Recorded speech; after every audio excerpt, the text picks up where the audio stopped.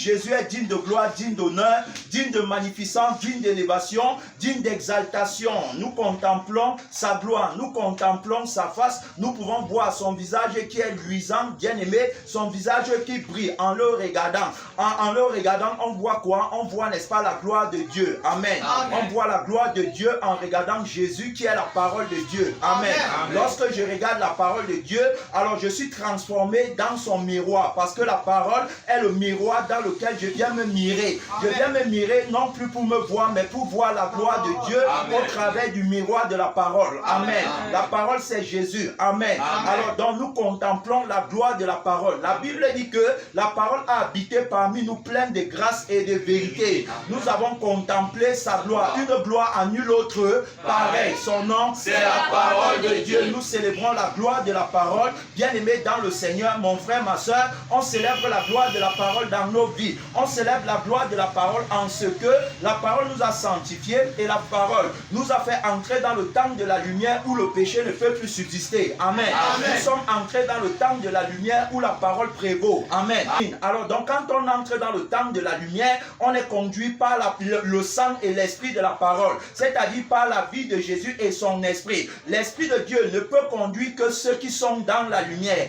et ceux-là sont entrés dans la lumière à cause du sang de Jésus. C'est-à-dire que à la croix il y a eu un transfert. Amen. C'est-à-dire que le sang, n'est-ce pas, le sang du péché a été complètement crucifié, et par la puissance, n'est-ce pas, de Dieu, nous avons obtenu par le mystère de la résurrection le sang de Jésus qui est la vie par laquelle nous vivons désormais. Amen. Et c'est alors au travers de ce sang qui est sa vie que nous avons, n'est-ce pas, accédé au royaume des cieux, et désormais nous sommes témoins de la résurrection de Jésus par le sang. C'est-à-dire que ce n'est pas par la lettre, mais c'est par le sang. Autrement dit, par la vie qui agit en nous. Alors donc c'est cette vie que nous célébrons en ce soir. Amen. Amen. Jésus, n'est-ce pas, nous rend forts et nous ne connaissons pas les circonstances. C'est-à-dire que notre force n'est pas contrôlée par le temps, par les saisons. Amen. Amen. Pourquoi? Parce que nous sommes entrés dans le temps, n'est-ce pas, dans le temps du ciel. C'est-à-dire que le temps du ciel ne fonctionne pas en fonction du temps de la terre. Amen. Le temps du ciel domine le temps de la terre. Amen. Alors donc sur la terre, qu'il fait chaud, qu'il fait froid, qu'il pleuve, qu'il neige, qu'il vente, nous sommes toujours forts. Amen. Son nom, c'est la parole de Dieu. Bien-aimé, qu'on coupe la lumière,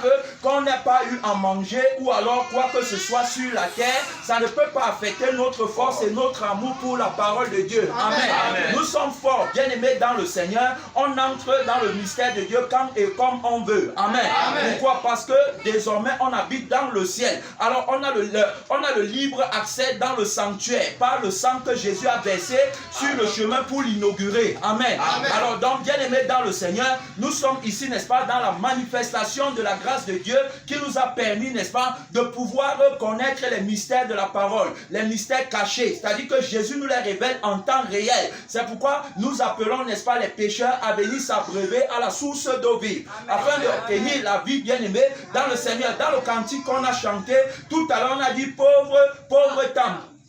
Pauvre temple, viens, n'est-ce pas, au pied du Seigneur. C'est-à-dire que viens à la source qui est ouverte à tout pécheur. C'est-à-dire que quand tu viens à Jésus, quelle que soit la force de ton péché, Jésus le renverse. Amen. Amen. Alors c'est pourquoi nous célébrons Jésus. C'est-à-dire que viens à Jésus, quel que soit ton péché, quelle que soit ton iniquité, quel que soit ce que tu as fait, Jésus est prêt à te pardonner. La Bible dit que car Dieu a tant aimé le monde qu'il a donné son Fils unique afin que quiconque croit en lui ne périsse point, mais qu'il est quoi? La vie éternelle. Voilà, Jésus est la source, n'est-ce pas, de la vie éternelle. En Jésus, on a la vie en abondance. Jésus a dit que je suis venu afin que mes brebis aient quoi? La vie. Et qu'elles soient dans quoi? L'abondance. Alors, donc, quand tu viens à Jésus, Jésus te donne la vie qui va te permettre d'être dans l'abondance. Abondance dans la sainteté, abondance dans le bonheur, abondance, bien-aimé, dans la paix, abondance dans la joie,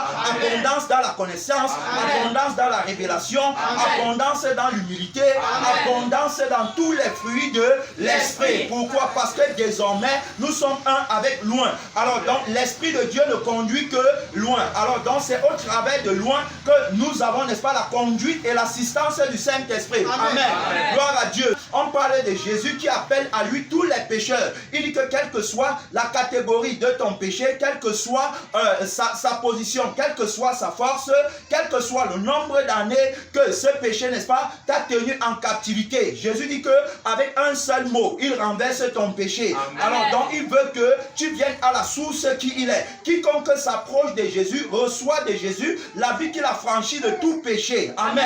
Amen. Nous sommes témoins parce que tous les jours nous marchons avec Jésus et nous pouvons voir, n'est-ce pas, la force de Jésus qui nous garde du péché, qui nous garde du manque d'amour, qui nous garde de la tristesse, bien aimé. Je parle ici de la tristesse du monde, c'est-à-dire la tristesse de ne pas obtenir les choses de la terre. Jésus par sa vie nous a gardé de cela. Amen. Jésus nous a gardé du faux amour, c'est-à-dire que l'amour par intérêt, l'amour qui couvre le péché, c'est-à-dire qui ne dénonce pas le mal. L'amour, n'est-ce pas, l'amour qui est caractérisé par sa tendance à couvrir le péché, à caresser la chair dans le sens du poil. Jésus nous a gardé de cet amour-là. Jésus nous a permis par sa résurrection d'entrer dans le véritable amour. La Bible dit que si je vois, n'est-ce pas, mon frère qui a commis un péché, alors je dois aller vers lui. Je dois, n'est-ce pas, aller lui parler de son péché, et s'il se répand, j'ai gagné mon frère. Alors donc, dans ce sens-là, je manifeste le véritable amour qui va, n'est-ce pas, couvrir son péché en lui disant la vérité. Couvrir son péché, pourquoi? Parce que après avoir parlé avec lui, je n'ai plus besoin de sortir avec ça publiquement. Alors donc, j'ai couvert son péché. Mais couvrir ne veut pas dire que je ne lui dis pas la vérité. En même temps, je fais comme s'il n'avait rien fait. Ça, c'est la caractéristique de l'amour qui manque. Ça, c'est la caractéristique de l'amour de la chair. C'est-à-dire que l'amour, n'est-ce pas, qui ne valorise pas les âmes, mais qui amène les gens à croire que Dieu tolère le péché avec les sucreries dans la bouche telle que Dieu te comprend. Fais ce que je dis, ne fais pas ce que je fais. Alors donc, personne n'est saint. Alors de telles paroles, non, nous ne sommes pas dans cet amour. Nous avons l'amour pour les âmes. C'est-à-dire qu'on valorise les âmes plus que toute autre chose. Amen. Amen. Ça, c'est l'amour de Dieu. La valorisation des âmes au détriment des richesses de la terre. C'est-à-dire qu'on préfère tout abandonner dans le monde pourvu qu'une seule personne soit sauvée. Amen. Amen. Alors notre gloire, n'est-ce pas, c'est la gloire de notre Dieu. C'est-à-dire que nous sommes heureux quand notre Dieu, qui est la parole, est heureux. Et nous sommes tristes quand la parole est triste. Alors donc, nous, on travaille pour le salut des âmes. On travaille, bien aimé, en accord avec la parole. C'est pourquoi l'amour que j'ai pour mon prochain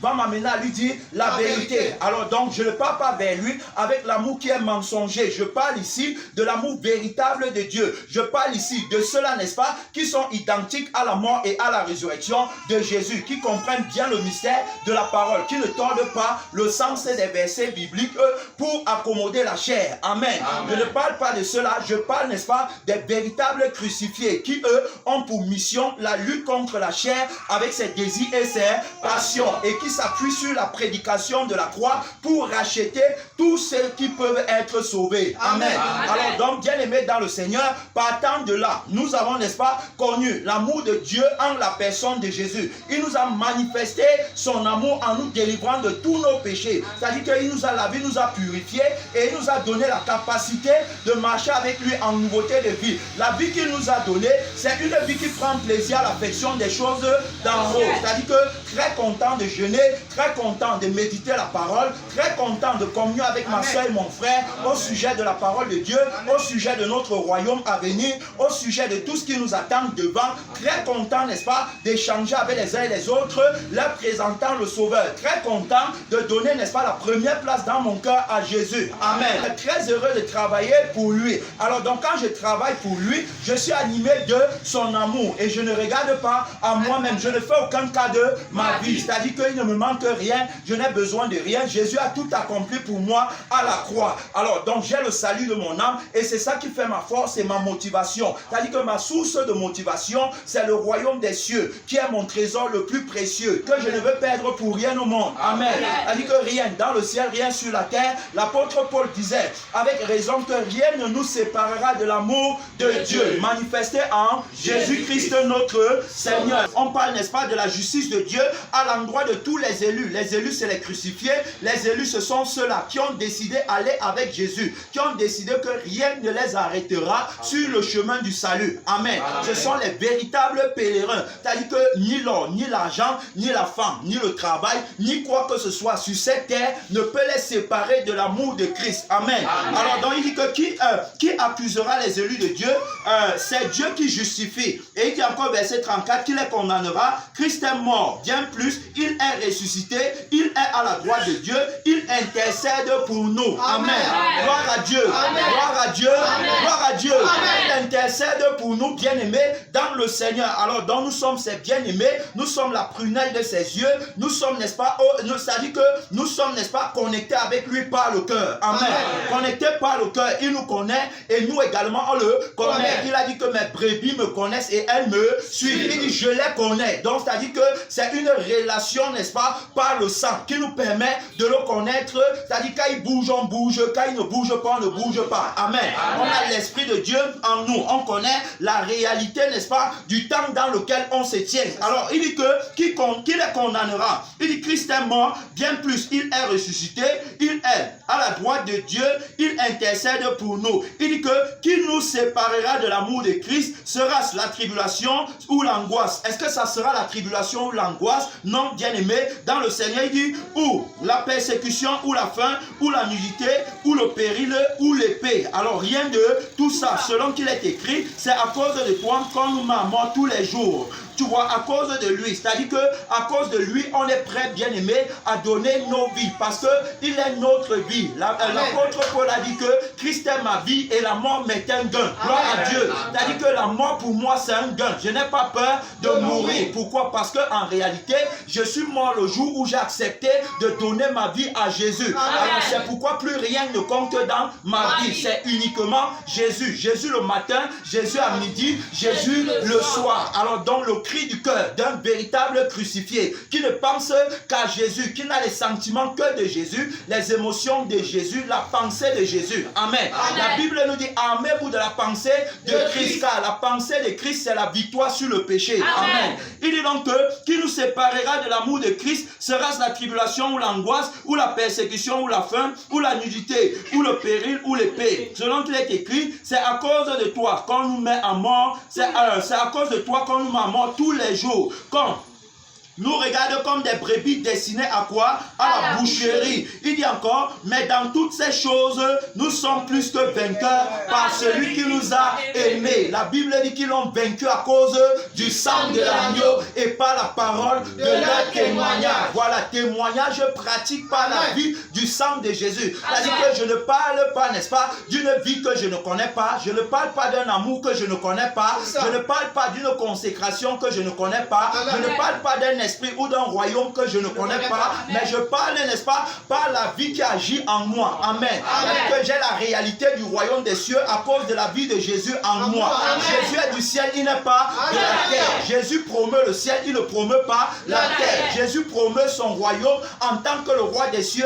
Il ne promeut pas le royaume de la terre parce qu'il n'est pas le roi de la terre. Amen. Il n'est pas le prince du monde, mais il est le roi des cieux. Alors, donc il y a une différence entre le prince du monde et le roi des cieux. Nous sommes les participants de la vie de Jésus. Nous sommes les premiers-nés. Nous faisons partie de la famille des premiers-nés en Christ. Notre royaume n'est pas de ce monde. Notre maître Jésus a dit, vous n'êtes pas du monde, mais vous êtes la lumière du monde. Ça veut dire que nous, on part du ciel pour la terre avec la promotion du royaume des cieux. Amen. Nous, on bat campagne pour le royaume des cieux. On ne bat pas campagne pour le royaume de la terre. On n'a aucune connaissance au sujet des choses du monde, mais on a la connaissance au sujet du mystère de Dieu et des choses du royaume des cieux. Amen.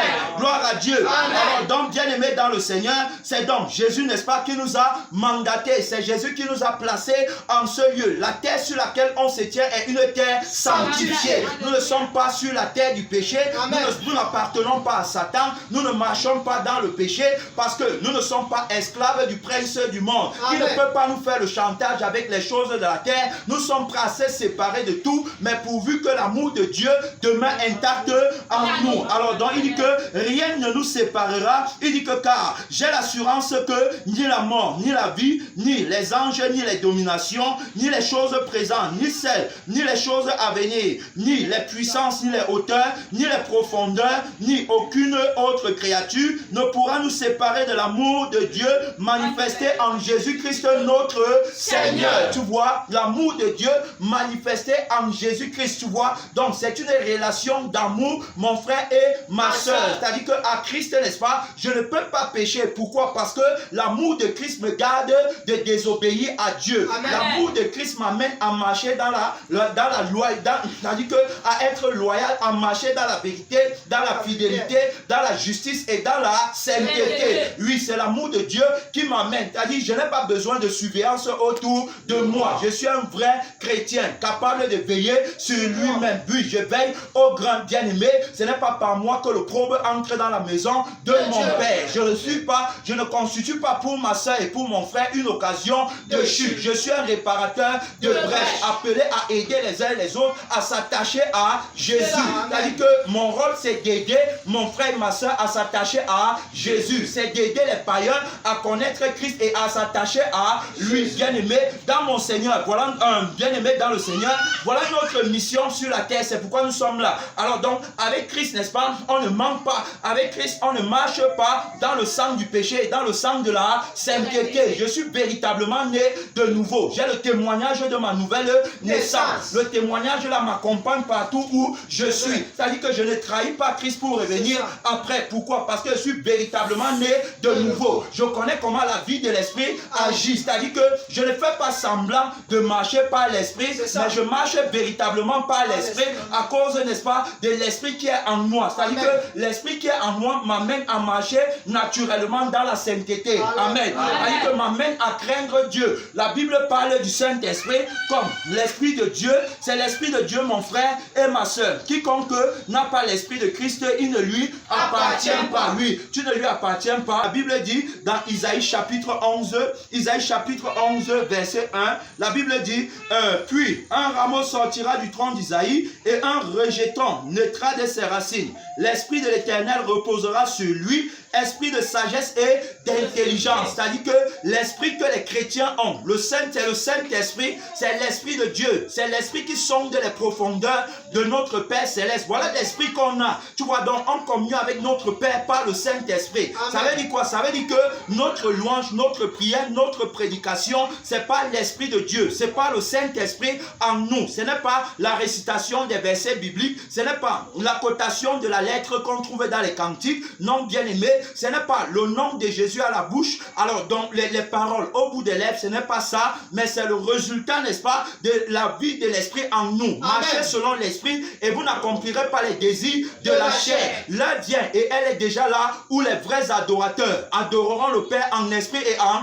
vérité. Oui, nous sommes dans l'ère des adorateurs. Voilà pourquoi, bien aimé, nous on adore en ce, c'est-à-dire que ça passe, c'est dans le ciel. Donc, c'est la vie, n'est-ce pas, du ciel qui nous amène à adorer Dieu. Alors donc quand tu as la vie en toi, ton adoration est vraie. Pourquoi? Parce que c'est à partir de la vie de Dieu que tu adores Dieu. Tout ce qui ne vient pas de la vie de Dieu, alors il ne prend pas. Pourquoi? Parce que ça ne vient pas de lui. Ce qui vient de l'homme naturel est comme un vêtement souillé devant Dieu. Voilà pourquoi c'est par le canal de la mort et de la résurrection qu'on devient, n'est-ce pas, la créature agréable à Dieu. Amen. En fait, bien aimé, en nouveauté de vie, quand Dieu nous regarde, il ne nous voit pas, mais il voit Christ en nous. Amen. Alors donc c'est pourquoi ici, l'Esprit de l'Éternel reposera sur lui. Esprit de sagesse et d'intelligence, esprit de conseil et de force. Esprit de conseil et de force. C'est-à-dire que ma soeur a un esprit de conseil, mon frère a un esprit de conseil. Esprit de force, ma soeur là, mon frère là, mon pasteur là. Esprit de force, esprit de conseil, esprit de sagesse et d'intelligence. L'esprit qui a beaucoup d'autorité. Amen. Son nom, c'est la parole de Dieu. Il est très autoritaire. Quand il arrive quelque part, il installe installe la vie là-bas. Il implante la vie là-bas. Il ne laisse pas la mort. Amen. Alors tu es en tant que bien-aimé, en tant que témoin de la résurrection de Jésus, en tant que né de nouveau, partout où tu vas mettre tes pieds, tu vas gagner le territoire là, au nom de Jésus. Alors donc, bien-aimé dans le Seigneur, il dit bien que esprit de connaissance et de crainte de l'Éternel. Alors donc tu as la crainte de Dieu, tu n'es pas un païen, tu as reçu l'esprit de crainte de l'Éternel. On ne surveille pas un chrétien bien-aimé en le Seigneur. On n'a pas besoin de marcher derrière lui pour lui dire pardon, pour lui dire ne vole pas, pour lui dire ne manque pas. On n'a pas besoin. Si tu es véritablement né de nouveau, alors tu connais bien le témoignage ici. Parce que c'est avec Jésus que tu marches. C'est-à-dire que Jésus est en toi. Il n'est pas seulement à côté, mais il est en toi. Alors donc c'est sa vie qui est en toi. Donc du coup, tu ne peux pas être animé encore par la vie des démons qui te ramène à vivre comme tu vivais dans le monde. Si tu es dans l'église et que tu vis comme tu vivais dans le monde, c'est que peut-être tu n'es pas né de nouveau. Ou encore tu es peut-être né de nouveau, mais tu n'as pas reçu les enseignements qui devaient te permettre de grandir dans la vie, n'est-ce pas, de la connaissance de Jésus, c'est-à-dire la vie de Jésus. Là, parce que la vie éternelle consiste à connaître notre Créateur. Quiconque est sauvé va connaître son Créateur. Alors donc on apprend à le connaître. Apprendre à le connaître, c'est marcher avec lui par le canal de son sang et de son esprit. Pas besoin de suivre un vrai chrétien. Un vrai chrétien est chrétien partout. Il est chrétien dans la chambre, il est chrétien au marché, il est chrétien dans le taxi, il est chrétien dans le bus pendant qu'il voyage, il est chrétien dans l'avion, il est chrétien dans sa famille quand il arrive là-bas, il est chrétien partout où il est. Alors donc son témoignage l'accompagne. Son témoignage, c'est son témoignage qui scelle le salut de son âme. Son trésor le plus précieux qui a de la valeur, c'est son âme. Quand tu n'as plus de témoignage, alors donc automatiquement tu ne peux plus connaître la valeur de ton âme. Et tu vas être chrétien seulement au milieu des gens. Dans le secret, tu vas vivre comme un païen. Tu vois pourquoi? Parce que tu n'as plus le témoignage. Alors donc, bien aimé, sans plus tarder, il faut qu'on comprenne que c'est alors ceux-là, c'est-à-dire que ceux qui sont dans le véritable témoignage, qui ont le ministère de l'intercession. Pourquoi? Parce que ils ont reçu, n'est-ce pas, l'amour de la vérité dans leur cœur pour être sauvés. Bien-aimé dans le Seigneur, tu dois te conserver pur, sans tache ni ride. Jésus ne vient pas enlever les pécheurs. Amen. Jésus ne vient pas enlever les pécheurs. Jésus ne vient pas enlever les transgresseurs. Jésus ne vient pas enlever ceux-là qui ne sont pas crucifiés. On l'appelle le crucifié. Alors donc, pour hériter la vie éternelle, il faut qu'on soit semblable à lui. C'est la vie là qu'il est venu donner. Quiconque ne reçoit pas sa vie n'entrera pas dans le royaume des cieux. C'est la vie de Jésus qui te donne accès au royaume des cieux. C'est la vie de Jésus qui te donne accès à la vie éternelle. Donc voilà la vie que tu as besoin sur cette terre. Ce n'est pas après ta mort, c'est pendant que tu es vivant. Si tu es à l'église, tu dois, n'est-ce pas, être transformé. Amen. On a parlé de la transformation. Alors donc, après avoir reçu Jésus, marchant avec Jésus pendant tous les jours de ma vie, je dois observer une transformation pratique. Amen. Jésus n'est pas stérile. Jésus a dit que si vous demeurez en moi et que je demeure en vous, alors automatiquement vous aurez quoi? La vie éternelle. C'est-à-dire que vous allez porter les fruits. Il est le cep et nous sommes les sarments. Tu peux aller lire dans Jean chapitre 15 à partir du verset 1. Jésus est le cep. Donc, quand tu es attaché à Jésus, automatiquement tu vas porter beaucoup de fruits. J'entends par là les fruits de la sainteté. C'est-à-dire que la nature de Jésus sera visible en toi. Alors, le Père, n'est-ce pas, pourra agir à partir de ton cœur qui est le cœur de Jésus. Amen. Il pourra agir. Il pourra étendre sa main puissante pour racheter les âmes. Pourquoi? Parce que tu as disparu complètement pour laisser apparaître Jésus. Alors donc quand le Père voit Jésus, automatiquement il y a l'exaucement. Jésus est la seule personne que le Père exauce. C'est-à-dire que Jésus ne peut pas faire une prière qui reste stérile. Amen. Dans la maison de mon Père, c'est Jésus que le Père écoute. Amen. Alors donc, on dit ici dans la parole, dans le livre de 2 Timothée chapitre 2 verset 20, dans une grande maison, il n'y a pas seulement des vases d'or ni d'argent, mais il y en a aussi de bois et de terre. Les uns sont des vases d'honneur et les autres sont des vases à un usage vil. Alors donc, il y a des personnes, n'est-ce pas, dans la maison de Dieu qui sont des vases d'honneur, c'est-à-dire qui sont sanctifiés. Tu vois, j'étais parlé des chrétiens qu'on ne surveille pas. C'est-à-dire qu'ils connaissent la commission. Ils savent pourquoi ils sont encore sur la terre. Ils sont là pour racheter le temps. Ils sont là, n'est-ce pas, pour présenter l'amour de Dieu au monde. C'est-à-dire amener les gens à s'attacher à Jésus avant qu'il ne soit trop tard. Ils sont là pour racheter les âmes. Pour cela, ils n'ont pas une seconde à perdre sur eux-mêmes. Non, ils ne pensent plus à eux. Alors, l'apôtre Paul disait que je ne fais pour moi-même aucun cas de ma vie comme si elle m'était précieuse, pourvu que j'achève ma mission. C'est-à-dire que la mission que j'ai reçue du Seigneur, qui est d'annoncer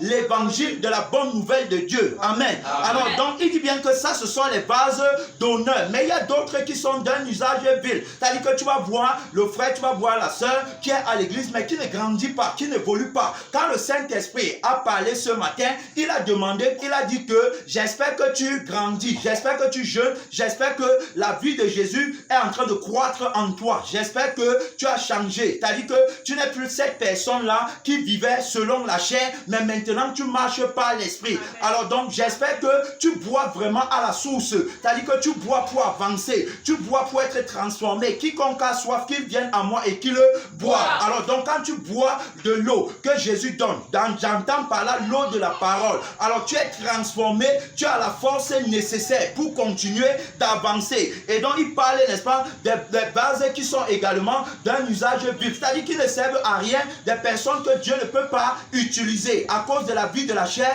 en eux, à cause, n'est-ce pas, des murmures, des plaintes et des accusations, à cause des rivalités, à cause de la convoitise. Ils ne peuvent pas plaire à Dieu. La Bible dit que la chair est inimitié contre Dieu. Pourquoi? Parce qu'elle ne se soumet pas à la loi de Dieu et qu'elle ne le peut même pas. Alors donc, ici, la chair, n'est-ce pas, c'est le symbole de l'incirconcision. C'est-à-dire que quand tu es incirconcis, tu ne peux pas craindre Dieu. C'est-à-dire que ceux qui craignent Dieu, ce sont les circoncis. C'est-à-dire qu'ils conservent, ils gardent leur cœur peu. Garde ton cœur plus que toute autre chose, car de lui viennent les sources de la vie. C'est pourquoi tu vas remarquer en de telles personnes un refroidissement qui bat son plein au haut niveau. C'est-à-dire qu'ils sont refroidis, sont tièdes, ils ne sont incapables, n'est-ce pas, de comprendre même les premiers rudiments des oracles de Dieu. C'est-à-dire que ce sont des personnes, n'est-ce pas, qui ne évoluent pas en réalité, mais qui sont toujours sur place. C'est-à-dire que tu vas voir, il dit qu'il est né de nouveau. Tu lui dis, donne alors le témoignage de ta nouvelle naissance. Comment ça s'est passé? Tu es né de nouveau, comment? Parce que quand on voit ton attitude, tu ne ressembles pas à quelqu'un qui est véritablement né de nouveau. Il ne peut pas te dire comment il est né de nouveau. Il va te dire que non, hier j'étais comme ça, mais parce que je vois qu'aujourd'hui je suis comme ça, c'est pour ça que je sais que je suis né de nouveau. Ce n'est pas ça la nouvelle naissance. Ce n'est pas ça le témoignage véritable de Jésus. Quand on parle de la nouvelle naissance, on parle de quelqu'un qui a rencontré la parole de Dieu et dont la parole de Dieu a convaincu par la prédication de la croix et l'a fait entrer dans le mystère de la vraie foi qui produit la vie de sainteté. Amen. Alors donc, à partir de cette vie, il a le témoignage de sa nouvelle naissance. Il ne fait pas n'importe quoi. Il ne s'amuse pas. Alors donc, bien aimé dans le Seigneur, c'est pourquoi il va donc parler, n'est-ce pas, des bases qui sont viles. Alors donc, ces bases-là, c'est ceux qui ne se conservent pas purs. Et maintenant, il va dire que si donc quelqu'un se conserve pur en s'abstenant de ces choses, il sera un vase d'honneur, sanctifié et utile à son maître, propre à toute bonne œuvre. Tu vois, propre à toute bonne œuvre. Alors donc Dieu va l'utiliser. Hein? Oui, voilà. Et Dieu va l'utiliser, il sera propre à toute bonne œuvre. Alors ce sont donc de telles personnes qui n'ont plus le moi en eux, qui sont donc dans le ministère de l'intercession et qui ont la compassion de Christ pour aller sauver les perdus. Est-ce que tu comprends? Alors donc, ils partent sauver les perdus, ils ne pensent plus à eux-mêmes. Désormais, leur moi est tombé par le mystère de la croix. Leur moi est complètement anéanti. Quiconque n'a plus la vie de son sang, c'est-à-dire que le moi en lui-même, il me faut, je veux, on m'a fait, ou encore je n'ai pas. Quand tu n'as plus ça en toi, Dieu peut librement t'utiliser par son esprit pour accomplir son œuvre. Alors donc c'est pourquoi on dit que ceux-ci nagent librement dans l'eau de la parole et ils ont l'esprit de Dieu. C'est-à-dire que la parole, n'est-ce pas, est un feu qui va être allumé en lui. Et quand le feu là est allumé, automatiquement le feu là, n'est-ce pas, produit une fumée qu'on appelle la prière. C'est pourquoi tu vas voir, leur prière sera toujours exaucée. Pourquoi? Parce que leur prière, c'est à partir de la parole qui vit en eux. Tu vois, donc ils ont la vie de la parole en eux. Quand ils écoutent la parole, l'esprit leur donne la direction dans la prière. Est-ce que tu comprends? Alors donc c'est pourquoi quand ils vont prier, tu vas voir qu'ils auront toujours à cœur la commission du Père. Amen. C'est-à-dire que les moissons, dans la moisson sont du Père, ils sont des moissonneurs. Alors ils prient pour le salut des âmes. Ils intercèdent pour les pauvres comme pour les riches. Amen. Amen. Alors donc pourquoi? Parce qu'ils savent que la véritable richesse c'est en Christ et la vraie pauvreté c'est en Christ. C'est-à-dire que en Christ, n'est-ce pas, quand je parle de la vraie pauvreté, je parle de ceux-là, n'est-ce pas, qui sont devenus pauvres quant à la chair et ils sont devenus riches quant à l'esprit. C'est-à-dire que leur pauvreté en Christ c'est le résultat de la crucifixion de la vie de la chair avec ses désirs et ses